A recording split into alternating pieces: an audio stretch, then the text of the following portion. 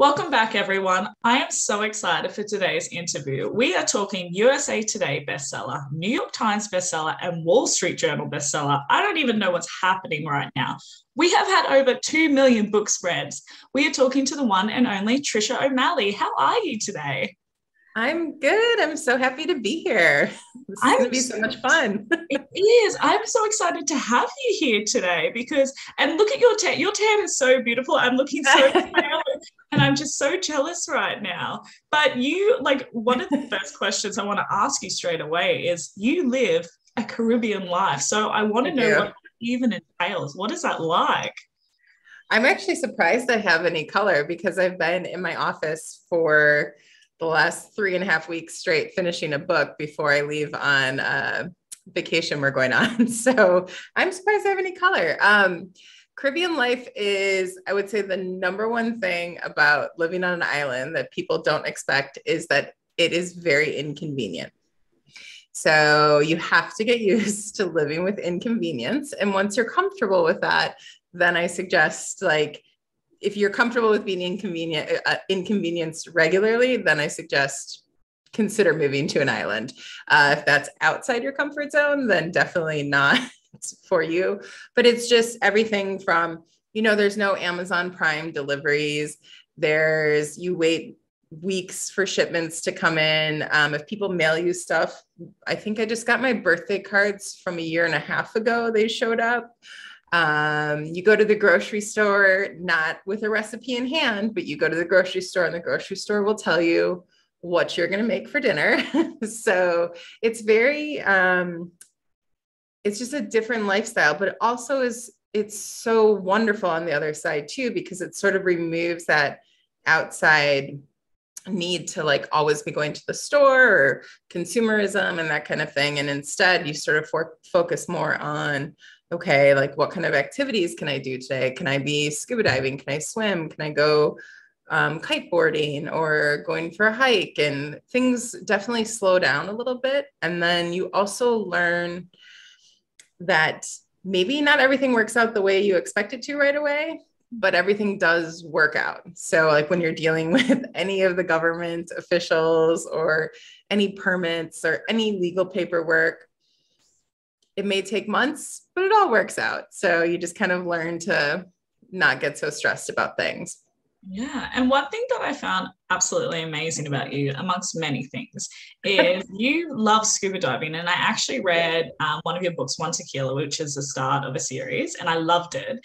And there's actually a big chunk of that. The main character also loves scuba diving, and it's so detailed. And I just thought, oh yeah, Tricia knows her stuff. Can you tell us a little bit about scuba diving? Because I have never personally done it, but now I kind of want to. Oh, you definitely should. So it's one of my favorite things to actually get me off the screen and nobody can reach me. It's sort of my I liken it kind of to having a yoga session or something, but I'm underwater.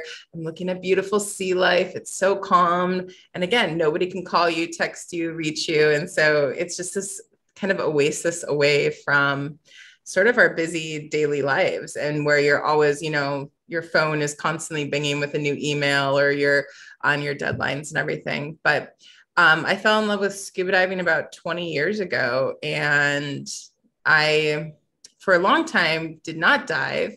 And it was one of my life goals to get back into it because my partner at the time, he didn't even swim and we didn't take any ocean type vacations. And I really missed it.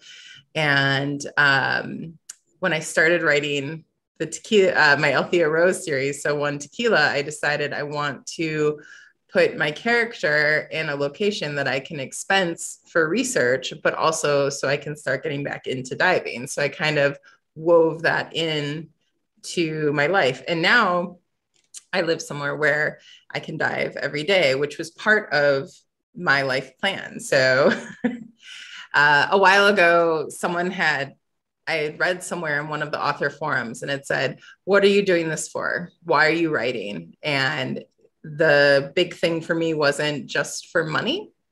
What was my goal? And my goal had been to design my perfect day. And my perfect day, I wrote this years and years and years ago, was to live somewhere that I could wake up, go scuba diving, get a nice coffee, and then in the afternoon, write my books. And that is the life that I now have. Yeah. I think it's so important for authors, especially to recap often on why we're doing this, because obviously it's a part of us. You know, we have such a yearning to have that creative outlet to write, but also for those who make it into a career, we need to remind ourselves as to why we're doing it, because we get so pressured sometimes as to, you know, well, how many readers do we have, what ratings, this person didn't like my book. We get so bogged down by that, but we need to remember, what is my long-term goal in this? And as you said, lifestyle is such a huge incentive for us as to what we're doing for it. So I absolutely love that you're now living that. Yes, that was my big thing, was I wanted the flexibility. And obviously, if you sell a certain amount of books and make a certain amount of money, that does give you the flexibility to live the life that you wanted. But I just needed to have that sort of image in my mind of, this is really what I'm working towards, is the flexibility to live a lifestyle where I can balance it with a passion like scuba diving and have both. And so that sort of all has melded really nicely now. Are you able to tell us actually a little bit about your recent release? Because I feel like it kind of goes hand in hand with this. A good soul in your the Siren Island series. It's a 6th book. It's just came out. But you advocately believe in mermaids as well, which is what the base of this series is. So can you tell us a little bit about that series? Yes. So I started writing the Siren Island series because I have a couple different paranormal based series, and I love the concept of mermaids. I love thinking that they are there. I'm always like reading up on myths and potential sightings and, you know, TikTok videos on old stories of mermaids and that kind of stuff. And so because I spend so much of my time underwater, it just seems like a natural extension of one of my passions. And so I just kind of wrote a series, one based similar to the island that I live on, but with just this underlying theme of like, what if all that power is lying inside of us, and maybe we all are mermaids? And so that was sort of the premise of it all. And the series has been really well received, and it's a ton of fun to write. So then what does your writing process look like? Where do you sort of be like, right, I'm in the back cave from 9 till 5, or do you have to wait until the muse follows you? Are you a plotter? Are you a pantser? What works for you? So I used to be basically like, I always made deadlines with my editor and then waited until the panic set in, and then basically had to be like dragged kicking and screaming over the finish line to get my work done. Very much like I was like studying, you know, cramming for an exam in university or something. But about 2 years ago, I decided I don't want to write like that anymore. This is no longer fun for me. It is too much pressure. And I had kind of told myself always that needed to be my process. And that was just how I got things done. And then I really sat down and took a look at it and said, maybe that's not how it has to be. And if it's really stressing you out to do it this way, perhaps there's another way. And so now I've kind of switched it where I try to get a chapter a day. And so I often will write more than that, but for me, let's say Monday to Friday, maybe not on the weekends, but so I'll often write more than that depending how things are flowing. But sometimes I say, you're not allowed to do any more. You just do the one chapter. And that sort of relieves the pressure of like sitting down and trying to get 10,000 words in. It's like, just do the chapter and walk away and go do admin stuff, go do marketing, go walk the dog, whatever, you know. And taking that pressure off of me has actually made me more efficient. When I show up at the office and say one chapter, that's it, I'm much more efficient than saying I have to get all of these words in on a deadline. I wish I was as disciplined as you, because I think that how you started off is very relatable to a lot of authors when they start in their career, because you get down to that crunch line and unrealistic deadlines and expectations as well, because yes, we do eventually pull that book out of our, you know, we create it somehow last minute, but it's not healthy. And I think it's very good that a lot of people are now having that discussion that this isn't what it has to look like. Like, we feel like it has to look a certain way when we start. We have to work really hard. We have to be stressed all the time. And that's not the case. This is like a very creative work. It can still be fun for us, even though it is a full-time career as well. So I think that's very healthy that you've now set that in line for you, because, you know, I'm noticing you don't have any bags under your eyes. You haven't had anything. It's amazing. Yes. How long ago did you start implementing that? About a year and a half ago, and then more seriously in the last year, just because I think overwhelm was kind of a big thing this year for a lot of people. And for me too, even though I do live a very kind of idyllic lifestyle here, there was still obviously stressors with the year we've had. And so I think there's something to flipping the switch in your brain. And when you say you're going to go in and you're not allowed to write anymore, then whether it's 500 words or whatever goal you give yourself that day, and you say you can't do anymore, it kind of flips this little switch, because it takes the pressure off of you that you're supposed to keep going once you start flowing. And it's actually been really nice to go, oh, I know I could write more, but I only have to do my one chapter. So I'm going to leave. And it's sort of like, just lets all of that off your shoulders. And then I come back more renewed the next day or whenever I work next. And I've actually been, as I said, more efficient that way than just going in and saying, okay, I have the whole day ahead of me and I have to get so much in. So giving myself permission to walk away once that's done has been it really has flipped the switch in my brain. The thing that I loved was your website. It's so detailed about even the things that you like, down to the hair serums, down to the books. And I found it so creative, because you could tell you put in time to be able to connect with your readers in that way. So they had an understanding of who you were and what you loved. And especially you have, and I thought it was super creative, you have it's about a 1-minute video just on who you are and you live in your Caribbean lifestyle. And I thought it was quite witty as to how you caught your Scotsman fiance, which I thought was hilarious. But I thought that's so creative. So I wanted to know what even gave you those ideas? Why did you think it was so important to put so much into your website? For the video, I think it came from a TikTok or something. I was watching where some authors were just sort of introducing themselves. And I thought, maybe I should do something on my website or whatever, so people just can get to know a little bit about me. But I didn't want it to be just like a sit down and answer questions, or there's like a TikTok video right now where everyone's like doing these like hand things and answering questions. Yes. Does it come too much? I know. I'm telling you, this is where it's going. I have to get better at TikTok. I'm not great. But it just was a way for me to sort of introduce people to me a little bit and kind of welcome them in to the site. And I just wanted to have fun with it. I'm not someone who kind of follows a traditional path with much of what I do, from the genres I write in to everything else. So I had fun with that. And then honestly, I should be blogging more. I should be bringing people to my website more. And I realized when you had mentioned that you have found some of my blogs, I was like, oh yeah, it's been a while. I need to be adding more posts. But like anything, you have to prioritize where your time goes. And so sometimes those things fall away, and that's okay. And it is difficult too, because there's a million things that could possibly be done. There's so many other things that we want to do, but you have to really focus where your time is going. And a lot of it should be going into writing as well, which brings me to, you do write multiple genres. You write contemporary romance, you write paranormal romance, you write mystery as well, which was One Tequila that I read, which I loved. So how do you actually go with writing the different genres? Did you think it was a big jump for you when you started changing and delving into different sort of themes? For me, I didn't think it was such a big jump because I read everything. So I read across a lot of different genres, but I realize now that I did not take a very traditional path when it came to just like sticking to my main series and writing only in that series or writing only in that genre.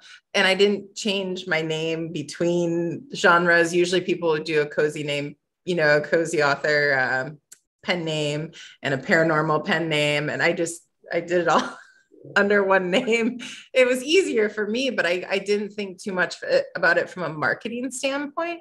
I just thought, well, if my readers like these books, maybe they'll like these. And now I realize, and it's worked for me, but it may not work for everyone else. And so for the reason I was writing those stories was just, I thought they were fun. And so I was just following my own particular interests of what I like to write and what I like to read.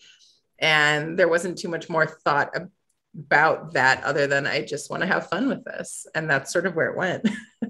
I think it's such a huge discussion as well, because the debate does come up. Do I choose a different pen name for this genre? And I have to admit that I did something similar to you. I put the books out before I thought much about the umbrella branding. And so when you come to 20-something books down the track, you think, oh, maybe I should have differentiated them, because when you're looking for an overall brand and aesthetic, you're like, what style do I run with? What colors do I go with? Because you have so many different ones. But for some people, it works. And for some people, they do have to split it off and, go into a different style, which is fine. So if it's worked for you, then that's absolutely amazing. It has been good for me. I would say one thing that the Scotsman would complain about is that it dilutes a little bit of the Amazon advertising. Like when, you're going to mystery and then you're going to romance, and it can dilute a little bit of the effectiveness of certain ads. But my readers read across all of them, because I think the connecting thread between most of the books is that it's still light, fun, paranormal. And that's in any of the genres, you're going to get a little bit of humor. You're going to get some lightness. It's about escapism. So whether it's mystery or romance, they all kind of have that similar, I guess, tone to them. And so maybe that's why I've been able to bounce between all the different genres and be okay. So I'm actually thinking about a rom-com series, and Alan is like, don't do this to me. There's so much more marketing. We'll see what happens. I'm assuming that Alan helps you on the business side of things. Is that correct?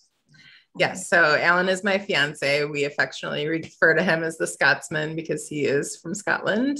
And he runs my AMS advertising, Facebook advertising, AMG advertising, and finances. Interesting. So it takes a load of that off of me because he's all into spreadsheets and numbers and all sorts of stuff. And now I can kind of just say, okay, just give me the bottom line each day. How have you found AMG Ads? Because I was recently talking to an author this weekend, and it was the first time I'd actually ever heard of AMG Ads. And so I'm really intrigued. How do you find it for yourself? Because basically it's just like the next step from AMS Ads. Amazon spends the money for you, don't they? And sort of delegate it where they think would be best. Is that correct? No. So AMG advertising is specific to the lock screen ads on the Kindles and the Kindle Fires. Okay. And then also some of the banner advertising that you'll see in certain places. And then you can work with them to pick ASIN numbers and similar authors that you want to try to target your audience to. But it's really, so when you open your Kindle and you see an advertisement for a book, that's AMG advertising. So it's separate than the AMS when you're browsing Amazon store. And I would say we have had some successful campaigns and we have some that have not been successful. So it's really been kind of like this, depending on the campaign. Which is a lot of advertising trial and error as well. So yes. Some hits and some misses. So until you figure out the sweet spot, so to speak. Yep. Yeah. And I would say it's just another leg of what you can spend your budget on, but it is more expensive. And so I think one of the reasons some authors don't try it is because if you don't have maybe that money to spend and you don't know how it's going to do for you, then you won't definitely want to start smaller because you have to be willing to maybe not make that money back depending on the campaign. So it's hit and miss. And obviously, as you said, it's comfortable for each author's budget as well. What would you say that your favorite book has been to write and why? So my favorite, I would say probably my most cathartic and the closest one to my heart is Miss Bitch. And so that is a standalone I would say contemporary women's fiction / romance. And it sort of follows along my own story of divorce and starting my life over. And so it just kind of parallels a whole bunch of things that I had happen to me. And it was really good for me to write. I'm really proud of that book. Yeah. And how did your readers receive that one as well? Did they know it was somewhat based off your own personal journey? When they got to the end, I do have a little note in the back. And so I did receive quite a few emails after that. And a lot of women in particular found it to be very empowering, just about sort of taking, the book largely is about taking steps forward in your life, even though other people don't want you to. And so it's about having to make decisions that are best for you, irrespective of very strong voices in your life that may not want you to be making those decisions. So, but it's good. It was good for me. That's an amazing message. Now I'm going to have to add that to my TBR. No, I'm kidding. One thing that's absolutely amazing is you are a USA Today, you are a New York Times, and a Washington. Wait, Washington is incorrect. Wall Street. Wall Street. I'm like, why am I thinking Washington right now? But you're also a Wall Street Journal best-selling author, which is absolutely amazing. I would love to hear about the moments that you found out you were on those lists, and most importantly, how did you celebrate? Oh gosh. So the very first time was the New York Times, and that was for my very first book, The Stolen Dog, which is how I started writing. And I was I was in my basement on the spin bike, and I got a phone call from an agent that wanted something about foreign translations, or wanted to know if I was represented. And I had self-published to start. So I was like, what's going on? What's happening? And no one was home except the dogs. And so then when I pulled it up and saw it, I was like, ah! And then of course, dogs are always ready to party with you. As soon as you're excited, they're excited. So it was just me like dancing in the basement with the dogs all alone, but it was good. It was perfect. So and then since then, yes, I've hit a couple other lists, and it's always exciting. It's always a really good thing. And I've been hitting the USA Today quite a bit lately, and that I would say is due to having long pre-orders. So that's definitely a tip I would give to authors. And we definitely get some champagne and have a nice dinner down by the water and have a little party, That's amazing. Did you end up going with that agent, or did you sort of find your own path and find new inquiries, or? No, I didn't go with that agent because when I talked to them, they weren't really sure what to offer me. So it was kind of that was a weird situation as well, because my first book was like a narrative nonfiction, another genre. And so it took me about a year and a half after that book's success to give myself permission to write fiction. I had still been in the corporate world at the time, and I was I still had this mindset of I needed to write, important books or important things. And so I started working on marketing guides for businesses, and I didn't really know where to take it. And then I was in Ireland, and I woke up from a dream, and I pulled the notebook out of the bedside table, and I wrote it down. And the next morning over breakfast, I said, I'm going to write this story. And I gave myself permission to just write fiction, write the books of my heart, write the stuff that I love to read. This is all the stuff that I write, the type of things that I like to read. And that's when I really went out and started writing fiction. And it was good for me. But at the time prior to that, the agent they wouldn't have been able to see where my career was going to go or what to do with it. If I had stayed in narrative nonfiction, it's a totally different genre and not really where I wanted to keep writing. So what top 3 marketing tips do you then have for those who are listening? The biggest thing is just be authentic. So don't try to put on someone you're not. Like if you're not comfortable, being on TikTok, or if you're not comfortable writing blogs every day, just don't do those things. And so one, I always say, look at where your time is most valuable. And for me, I kind of cut away a lot of the outside stuff. And it's always writing your next book is the most important thing you can be doing, having a newsletter, and engaging with your readers. And so I always kept those as my top three. And that's worked really well for me when it comes to marketing, because that's just a cycle I'm repeating of engaging with them on my newsletter, social media, just staying in front of my readers, but then writing in a series, having long pre-orders. So having those pre-order links in the back, capturing those sales right away, and really using your back matter. I wasn't using it as well as I should be. And I learned this lesson. So last year I wrote a little kind of spin-off Wild Irish Christmas, and I was just in a Christmas mood, and I was like, I'll write a little novella. I mean, I wrote it in December and put it up in December, and that book has sold so many copies. And in the back of it, I said, hey, if you want to see more of this world, because I introduced a Fae world kind of spin-off from my main series, I said, drop me an email if you want to see more of this world. I am still getting like 2 to 3 emails a day from that novella. And so using your back matter, like I always thought that readers kind of glossed over it, but they don't. They really do pay attention. So that's a really important space that you can be talking to your readers. Okay, so then this is my next question. I have so many questions for you, but you had a book series that was based in Ireland, and I'm assuming that's when you got the inspiration to write that certain story when you're in Ireland. But you travel a lot. Obviously, you're living on an island right now, which is so cool. And we were talking about you possibly coming to Australia next year. I wish it was next week.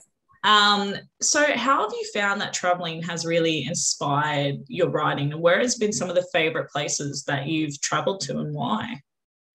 So Ireland tops it because I have 2 different Irish-based series, and I have been to Ireland a lot. And there's something that just kind of calls me home a little bit there. Like I don't know if you've ever traveled and you just find certain places kind of like resonate with you so much differently than others. And Ireland's one of those that, you know, when I'm on the cliffs in a little cottage walking along, and it's just, I feel different there. So Ireland to me is amazing. I have that in Scotland as well. So I definitely love Scotland.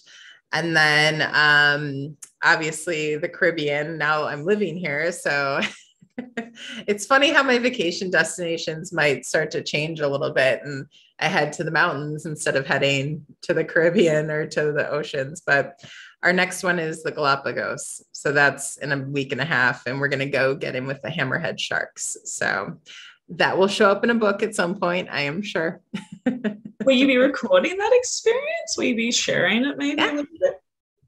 Oh yeah, we'll do a lot of videos, and I definitely do a lot of underwater photography as well. But I just find that when you break out of your normal everyday and you're able to, and I know not everyone can travel that way or has the flexibility, but if you can, or even just try new experiences, it sort of like jogs your brain into a different sort of creative mindset. And I always find inspiration when I go places, even if I'm just, you know, visiting a castle in Ireland and I read a plaque on the wall and I'm like, oh, that would be a good idea for, you know, you never know where you're going to pull stuff from. And so I just think it helps you absorb totally different cultures and different ideas. And I love it.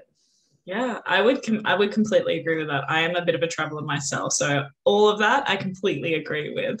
And I always encourage people to travel. You never know what inspiration you're going to get. Who are some of the authors that you look up to? One of them I really am enjoying right now is Colleen Hoover. So just because when I talk about authenticity, like that's what I mean. Like, and I kind of, if I'm trying to force myself to do more videos and like put myself out there a little bit more. And I think it would be ideal if I could do it more like her, because she feels like you're one of your buddies, you know, one of your friends. The way she talks on her videos and on her social media, she's just so casual in herself, and she makes fun of herself and other things. And I really admire that, on top of her writing, but just that ability to connect in a way that isn't standoffish and stay away. And, you know, like it's very just we're all friends here. And I like that. She was actually one of the authors at the seminar. So she was on one of the panels, which was like amazing. And she was with like Nalini Singh and somebody else. And I love Nalini Singh, but it was interesting hearing her story too, because she just like, they're like, how often do you write? And she's like, whenever I feel like it. Like she'll go months without writing. And she's like, you know, but she also has a charity. And she said that was kind of the purpose. She grew up living in a caravan, and she was saying that her goal had always been, I just want to have enough money to be able to feed my kids every day. And she said, and then you have the dream idea of being able to give so much more. And she's doing that now. So I found that really inspiring. Sorry, that was a little side bit. No, and that's the stuff that I admire. And that's what I talk about when it can't just be money that is your goal as a writer. Like it has to be, in my opinion, you have to have like say you get $2 million in your bank account, and then you look at it and go, okay, now what? Like, is that going to make you happy? Or is it going to be what either you're giving back or the type of lifestyle you want to live, or, you know, so it can't just be a number to make you happy. That's in my opinion. Yeah. And I think too, because when people have, from what I've experienced or seen, when people have a money spot, it doesn't matter. It's never enough, because obviously, yes, money, but like, why do you need that money? Like there's always a purpose for that drive. So there's always a focus that you're after. And I think it's really important for authors to discover their why, as we were talking about earlier. And as you said, that's a fine example as well. Your books are available in audio, which is amazing. So I wanted to hear how you found the process of just creating them into audiobook. So actually, initially, I sold my audiobook rights for many of my books to Tantor Audio. And so they had reached out to me. And at the time, it was sort of when I was in the overwhelm of, I was still learning the industry. I was still trying to figure out everything. And I knew I'm not getting to audio anytime soon. So I sold the rights for, I can't remember how many, it was for the Mystic Cove and for the Althea Rose series. And then I started producing my own for Siren Island. And now I'm actually taking the rights back from Tantor. I've just had, I think the Mystic Cove has all been re-recorded. And we're working on the Althea Rose series when those rights come back up, and we're pulling those back in-house. But to start with, it was just have another company do it and handle it, because I didn't know what I was doing and I didn't have the time for it. So that was good for me at the time. But then once I was able to sort of take a deep breath and start to learn the audio the part of it, I was able to go forth on my own. And I just do it through ACX, and I have some narrators that I love. And it's actually a fairly easy process once you sort of know how to do it. And obviously, you think it is an ample source of income as well, because you wouldn't be investing that kind of money. Because obviously it costs a couple of $1,000 easily to create audio. So, and that is an investment. Sometimes you don't initially get that back straight away. Some authors do, which is amazing, but also audiobook is such a huge thing now. You know, maybe 5 years ago, everyone was kind of like, are we there yet? But now it's such a huge thing. So is that why you wanted to bring it in-house as well? Because you know what to do now with it, but you do think that it's such a great investment too. Yeah, absolutely. It's growing so much that I think it's important. I shouldn't say that you shouldn't sell your rights to it, but if you can have control of it and manage it, because then you can run deals if you want to run deals. You can pick your narrator. You have a little just more control. And I do think we are definitely moving more towards audio when you just think about all the people commuting and listening to stuff now. And yeah, it's an important revenue stream. What would you say then that your greatest challenge and your greatest accomplishment has been so far in your writing career? I would always say my greatest challenge is finishing the book, whatever I'm working on. It's always just, actually, let me amend that. I would say my greatest challenge was learning to say no so I could finish books. Saying no has become my superpower. And giving myself permission to say no. So no, I can't go to happy hour, or no, I can't do the thing for you. No, I can't do this. No, again, it's guarding your time. And it goes back to the whole, where is your time most valuably spent? And my time is most valuable when I'm writing, and prioritizing myself and saying no. It was a huge challenge to get there, and to not, because as soon as you start taking yourself seriously, other people will.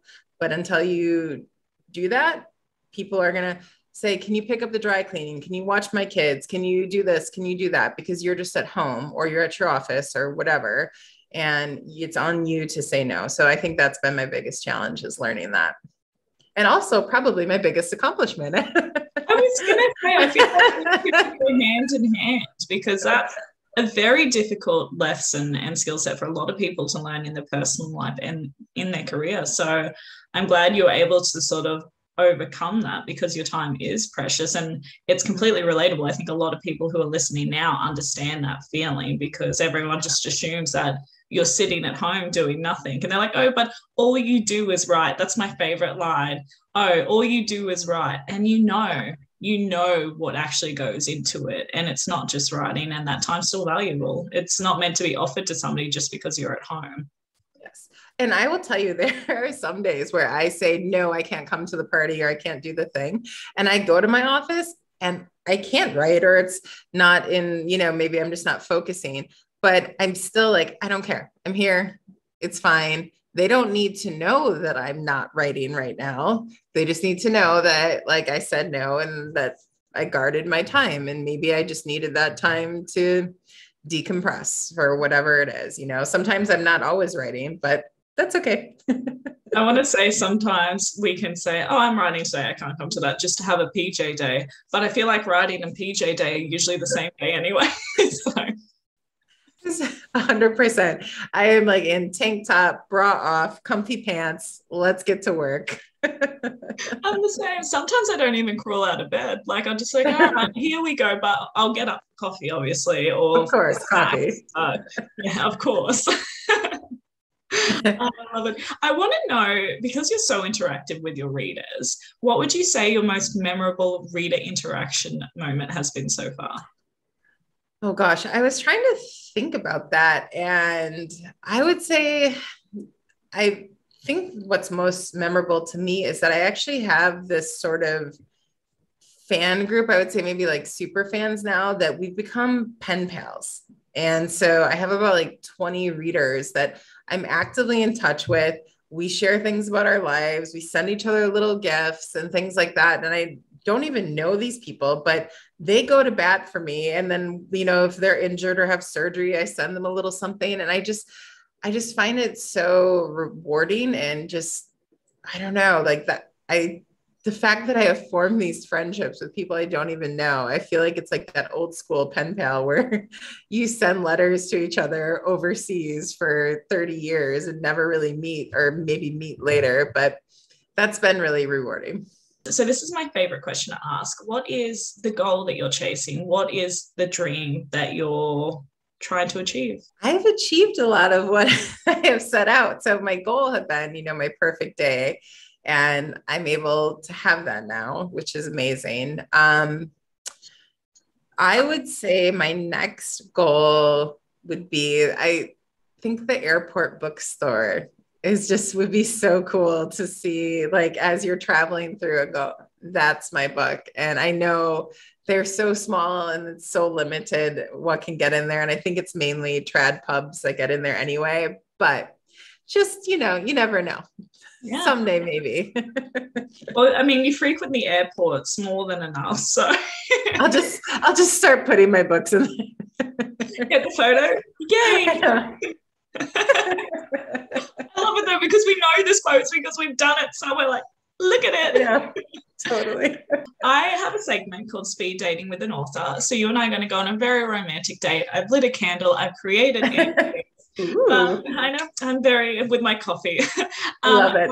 I've created, basically, it's a 5 rapid questions. Are you ready? Yes. Amazing. What is the clumsiest moment you've ever had? I just had one the other day, actually.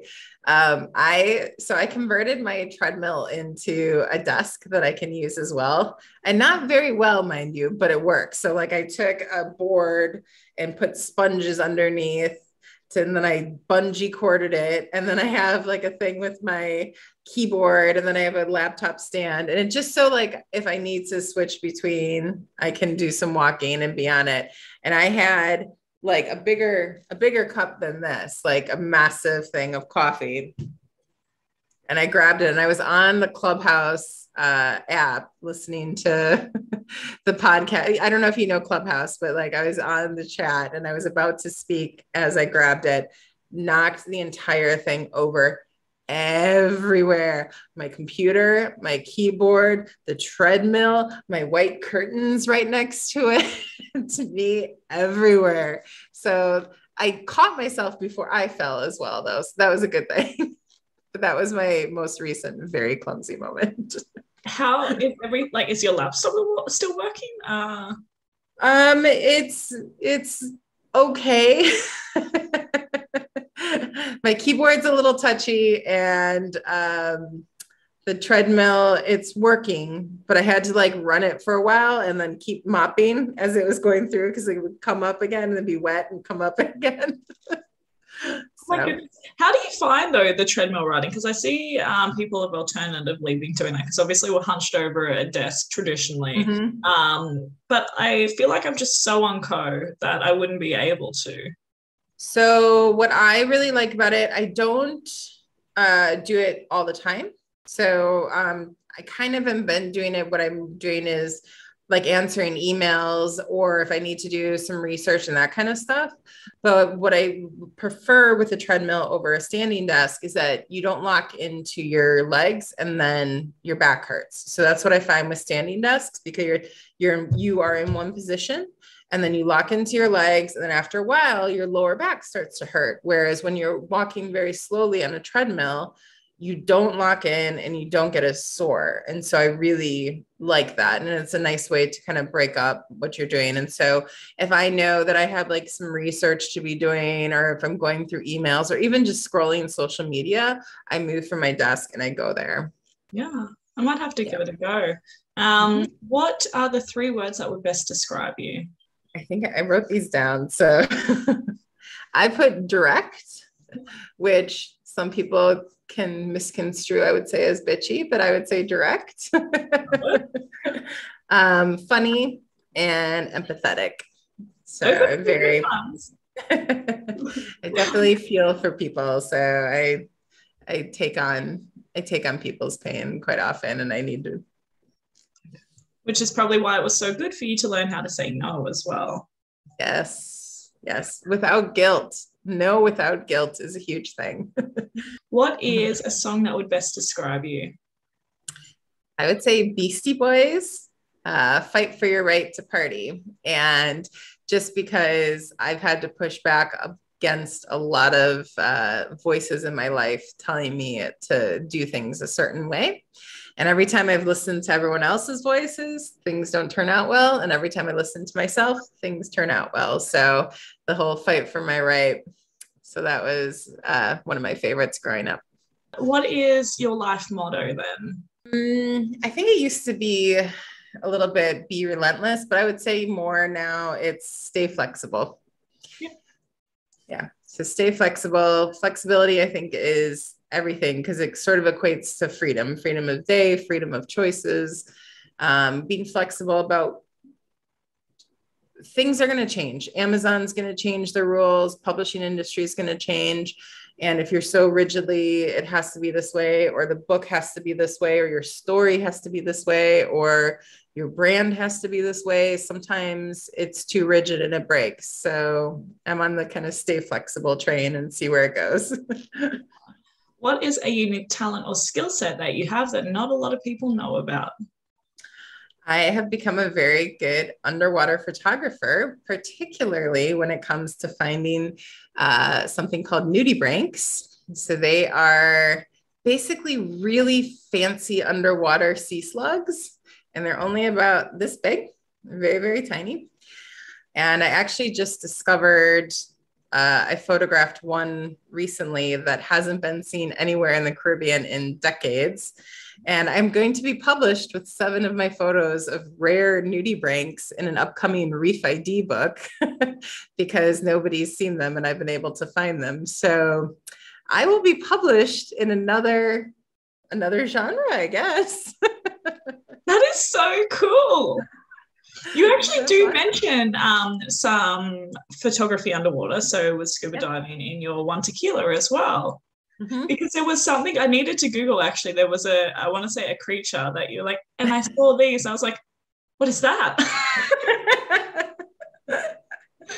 Yes, it has become passion of mine, and I'm still learning. So like my photos are getting stronger and my readers are really liking that one. I call it mermaid view now. And so I share about, coral restoration and like the stuff that I see underwater, and they're really enjoying just kind of getting a view to the ocean. And my skill set is getting stronger. My photos aren't perfect or anything, but being able to find the really, really little guys in the macro life, I'm kind of like getting a name for myself on island. People are like wanting to dive with me to be able to find these things. So it's fun. So cool. Well, and congratulations. That's so exciting. When will that be coming out? The article?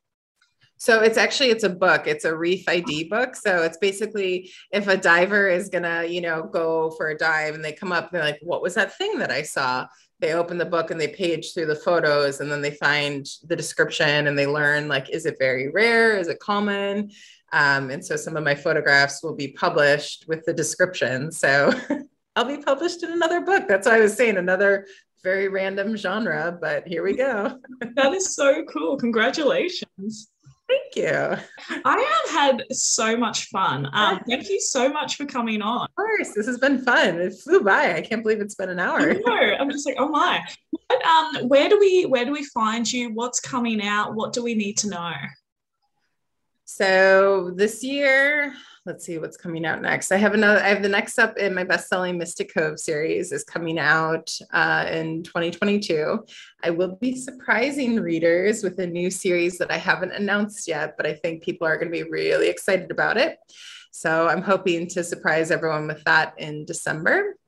And I'm also getting married in 2022. So I will be planning around that a little bit as well.